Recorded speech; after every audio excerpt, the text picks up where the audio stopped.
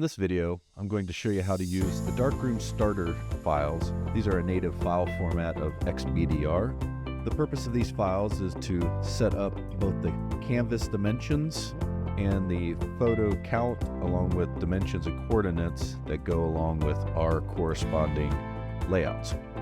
This makes it easy to just import your graphics and quickly be underway. So the first thing we want to do is we want to download the zip file that contains all of the Darkroom Booth starters. You can do that by clicking the link in the description below. Once that is completed, you'll want to extract the file on your hard drive, and you will see a series of XBDR files, 29 in total. We're going to use these inside of Darkroom. So the next thing we need to do is to make sure that we do have Darkroom Booth started.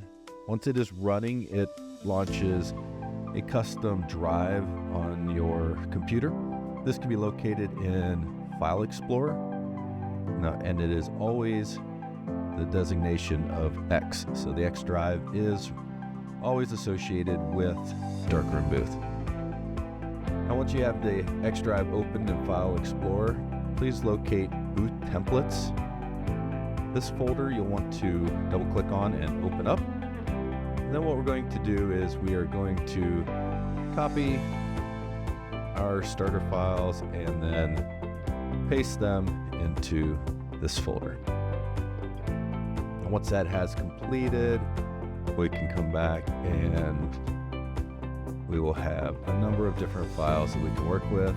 This is the default one it grabbed, but let me go back here and do choose, and you will see every layout that photoboothtemplates.com offers, making it easy for you to import the graphics, and that is it. So for this demo, I am going to be using a 3-pose landscape. So I'm going to go ahead and double click on that to choose. The next thing you're going to want to be doing is you're going to want to make your edits to your graphics file. You got a couple choices there. You can use Photoshop and watch some of our other videos here. They'll walk you through all those steps.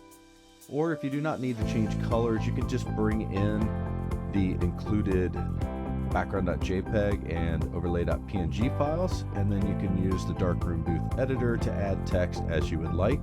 For this demo, I am going to work with a set of files that I have already edited and bring those in. So I've downloaded a template. It has our standard template.psd and template-elements.psd files. And the two files that I am interested in is background.jpg and overlay.png, which I have already edited. I'm going to come into Darkroom Booth. I'm going to add artwork.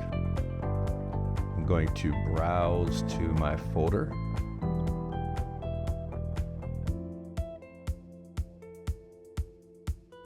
And I'm going to first bring in background.jpg.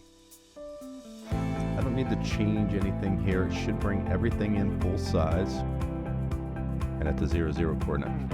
Now with Darkroom Booth, you will see that now it has covered up everything. This is not really what we want. By default, it adds all new artwork to the very topmost layer, which is represented by the bottom layer in this Explorer here on the right-hand side. I'm just going to grab that layer, hold my left mouse button down, and drag it to the very top. That will put it at the bottom of the stack.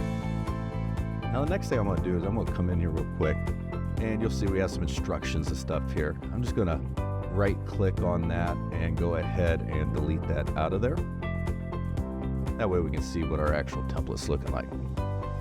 The last step here is to bring in our overlay. I'm going to do the same step. I'm going to go browse. I'm going to grab the overlay.png file I created. Then I'm going to import it in. And there it is. I have all three of my photos already properly sized and located in the layout.